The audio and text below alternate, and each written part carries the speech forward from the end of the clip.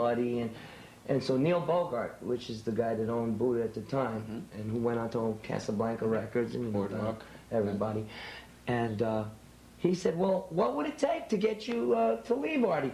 And I said, no, I can't, you know, the guy's my friend. He says, Bert, I'll tell you what, how about we give you $10,000 if you sign with us directly? And I said, where do I sign, babe? I love you, Artie, but I'm sorry, you know what I'm talking, so... I signed right with Buddha, and then I put this album out. A marvelous little number that this guy, I met him just once, and he drew this really from meeting me once and a picture that he had, like a cartoon kind of guy, you know. Sort of I should have a build like this. I go to the beach and show it off. You sort of look like Cosmo's kid there. Right, like, oh wow, man, you know, like meditating in the mountains. Some Owsley. Yeah, so I put this out and this bombed. And what label is this on? This is on Buddha. This is on Buddha. Album costs quite a bit of money. I mean, you know, we're looking at like about $55,000 here. And that I still to this day owe Buddha. Well, you not only did on this album, not only did you do your own stuff, but you did some of the most bizarre selections. That's true, and this album absolutely is the bizarre selection. All on one album, we have songs such as "People Gotta Be Free," the Rascals tune, and this one here, of course, have Battle of New Orleans. Battle of New Orleans by Jimmy Driftwood. But the most weird one is this one, the Rodgers and Hammerstein. You've got to be carefully taught from South Pacific, from the play, the movie. And Judy Collins did that. These three songs, all on the same album. And all the rest, of course, were my own compositions, because, after all, I do try to write sometimes. It doesn't always work. Either very eclectic or very sick man. All right. Well, anyway, so, well, hey, you know all this. I told you all this. Don't tell me. Tell these are the folks that want to know, Bert. All right, so 72, I don't know. The last album came out. They came out in 72. In 73 and 4, like I was like, as you could say, I was trying to get my head together. And I wasn't doing a good job of it. Cosmo's kid, right? Yeah, like I was out there, you know what I'm talking about? You know, so like I was like really weird at that point. So we'll just skim right over those 2 years. We don't have to get in. Okay, so now it's 1975, and that is when I was upstate. I was living up by Brockport, and I moved to Brockport, where I met my good friend, Johnny Rabb. Johnny Rabb from the Jailhouse Rockers. He used to do the Rockin' Dakotas. And at the time, Rabb, he wasn't doing that, but he was in school. And so I moved up to Brockport, and I moved in with Rabb and our other friend, Rob, and we played around town as Sommer, Landis, and Roberts. That was, you know, our... Clever name. Yeah, right. Right. And we did that. I don't know. I know I didn't. I wanted to just say Bert Sommer. Just kidding, Rabb. Oh, he ain't watching this anyway. No, but we did that. We played all around in the college and stuff like that. And so I stuck in that town for about a year. And after that, like, I was getting restless, because now it's 76. And Saturday Night Live had already been on TV for a year and a half, and I figured it's time for me to do something. And put your face somewhere Exactly. else. Anyway, in 75, I had gone back down to New York, and I saw the guy that was running the Schaefer Festival in Central Park, the concerts in the summer. So he put me, Rav, and Robbie on. We opened for Leo Kottke and J.D. Souther. So after that had happened, like, we all wanted to do more. And so, like, 10 months passed, and it was now May, and I turned one day to Rab and I said, listen, you know, I'm getting sick of just being here in this town. I got to get back to New York. I want to go down there. I'm going to set something up, and I ain't coming back until I got something set up. That was in the end of May. And while I was down there, I had been up to Polydor Records. A friend of mine worked there, and he told me I should connect with this guy, Artie Rip, who used to own Kama Sutra Records and Buddha Records, and he's the guy that started Billy Joel on Family Records, the Piano Man album. It's Artie. Artie still collects from Billy Joel. The Cold Spring Harbor. Cold Spring was not the first one, Sarge. Piano Man, I swear. Okay. $5 bet?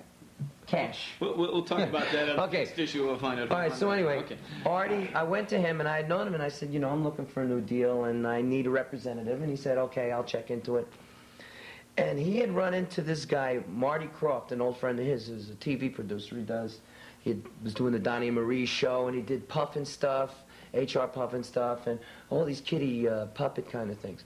So he ran into Marty in the Sherry Netherlands Hotel in the lobby, and Marty was telling him about this TV show for kids that he was putting on. It was called Captain Cool and the Kongs.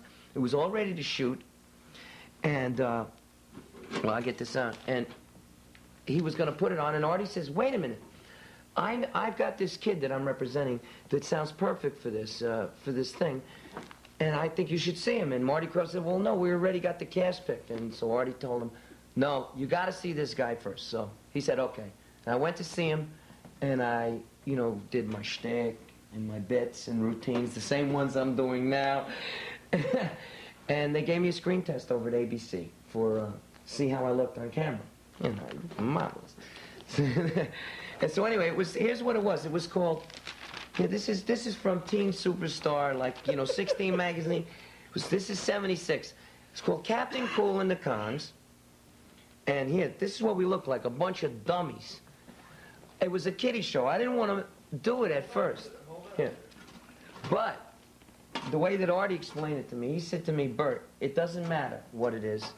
He says, how much money you got on you right now? I said, I got $2. He says, you want to make 20 grand? I said, yeah. He says, go. So I went down, and here, they put this out. If anybody remembers, here's Electra Woman and Diana Girl, Wonder Bug, Dr. Shrinker, and the hosts of the show, was a 90-minute show on Saturday mornings on ABC, was Captain Cool and the Kongs. And here I am on a lunchbox. You can't beat that. Look at that guy. Right? And then, you see that? See, and then, here's something from 16 magazine. Here we are. Look at that. Everywhere. I got all this stuff, right? I can't believe it. I was stuck in Brockport, and all of a sudden I was on television. And that was beautiful. And let me tell you, in Hollywood, the women are... What? You were a national teen superstar. Yeah, that was cool. Now, see, nothing had been happening for that 3 years, and then I got the TV show. I called Rab up and said, listen, I went down to New York to get us some gigs, but what happened was I got me a gig on TV. So, when I get back, we'll go back and we'll do this thing. So, anyway, I went to California, and then Rab came out, and I did the show for, I don't know, it ran 2 years. I did it for the first year. And in that interim, I was making demo tapes. That's when you put your stuff down on a tape and try and sell it. And I was making demos, and Rab was doing these with me and a couple of my other friends. And then we got to deal with Capitol Records. And that's the last album I put out. This is now, we're up to 77 when this album came out. I got the deal right in 77, and I re-signed with Capitol again, and the producer of this album, Ron Dante, had produced all the Barry Manilow albums. So to me, I was impressed at the time, because the guy had 4 or 5 double platinum albums to his credit, and he was going to produce me. So of course, I was very enthusiastic over this. Unfortunately, what happened was this album, I don't know, we went too middle of the road with it. Production and whatever, and there's comparisons. The Barry Manilow thing and whatever, and it didn't get pushed, and this happened and that, and my father's in jail and I'm dead. It's a hard luck story. It didn't happen, unfortunately. Right, the violins. And I used a lot of studio guys on this, and Hugh McCracken and Will Lee and Paul Schaefer, the guys on David Letterman's show. Paul Schaefer, the piano guy? The guy who goes, Rolling Stone magazine. Right, yeah, that's Paul. I know him, yeah. And the bass player, they did this album with me. And it was very nice. There's some nice stuff. That came out. Then there was one more album that came after this, but it was in the second year of my deal. And we were way over budget. We were 3/4 done with it. And, I was wild and crazy at that point in L.A., and I was really in the fast lane. So Capitol figured, look at this guy, we're not making no money on him. He's over budget. The album ain't done. Yo, Bert, bye. See ya, kid. Call me, we'll have lunch. It was gorgeous. Right. You pick up the tape. Right. And that brings us to 78 or 9. And, okay, so then I was there. and I didn't have none at that point. So from 1980 and 81 and 82, I was sitting around Los Angeles and Hollywood, getting in trouble and, you know... Doing what you do best. Doing what I do. And I wasn't doing anything. So it's about 1983, the end, and, you know, I was depressed. I was sitting in my house, and Johnny Rabb had been living out there for like the last 8 months of that time. And he came back here to, you know, to do his band thing again. And he said to me, hey, Bert, you know, why don't you come to Albany? You know, you can play, and there's a million places to play. He says, you know, get out of this Hollywood, because at the time Hollywood was killing me. I mean that. It was murderous. And I said, well, what have I got to lose? I didn't have nothing to lose. When you ain't got nothing, you got nothing to lose, is what they said. That brings you to Albany, New York. I came to Albany, and it was, you know, in 84 of July 84. No, I'm sorry, July 83. What is this, 85? July 83, I don't even know where I am. Now that Hello, you got your head together, Bert. Right, so I came to Albany, and right away I started working. And the first guy I met in Albany, this man, let me embarrass this man. This man is family. I came to town, and he said, I know who you are. See, right away, he made me feel good. What a guy, I love this guy. And he's his band, you know, Blotto, the biggest band. And here's the guy, I come into town feeling like a schmo. He gives me recognition right away. I felt real important. Recognition and a quarter, didn't I? That's right. And I hit him up for $5 also. But really, and I met Sarge, and we had a lot of things in common. We knew a lot of the same people and a lot of records and all of that stuff. And it's been uphill ever since. So what are you doing now? I mean, same thing I was doing a year ago. I know, but, I mean, what are your goals? What do you, I mean, what's next for Bert Sommer, former magazine model, TV star, Broadway star, major label recording artist, teen idol, what else you got in your bag? You know, I mean, what's coming next? Here's what's happening. Okay, so now that I've been in town, I've been writing some songs. You know, I've been writing some stuff with Eddie Angel. Dave Maswick, an old friend of yours, has written a couple of things with us. Well, I've written a couple of things with him, whichever way.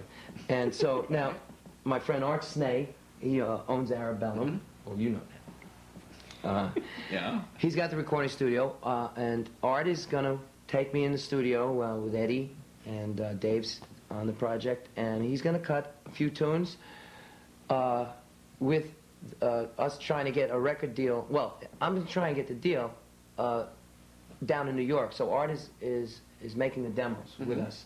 And in the hopes that we'll bring them down to a label, like I want to go to Warner's with it and Arista. I can't go to Capitol or EMI or any subsidiary of Capitol because I owe Capitol over $200,000. And they ain't going to give me a deal.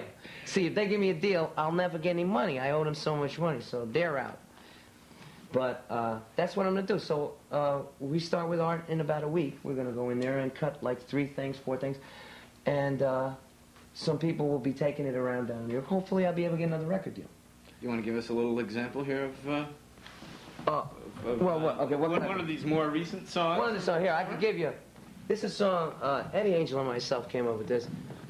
I'll just give you a verse. It's called The Pure Clean Truth. I'll start from the second verse. Well, I went to see the doctor to see what's ailing me. The doctor says, sit down, son. I'll take a look and see. The doctor said, hey, GW, well, I can see what's wrong. You're suffering from a case of too much wine, women, and song. And that's So we'd like to thank everybody for tuning in tonight to the Sarge Blotto Hot Seat, the new half-hour version. We'd like to thank my friend Bert Sommer, of course, for stopping by and dropping these pearls of wisdom in your lap. We'd like to thank, of course, our producer and cameraman, Mr. Real George. And look for another Sarge Blotto's Hot Seat coming very shortly to your living room, right here. Don't change the channel. There's more coming up. Never know when. We'll see you then. Sarge Blotto says, so long and watch out. The next seat you might sit in might be the hot seat. Sarge Blotto's half-hour hot seat is a Real George production.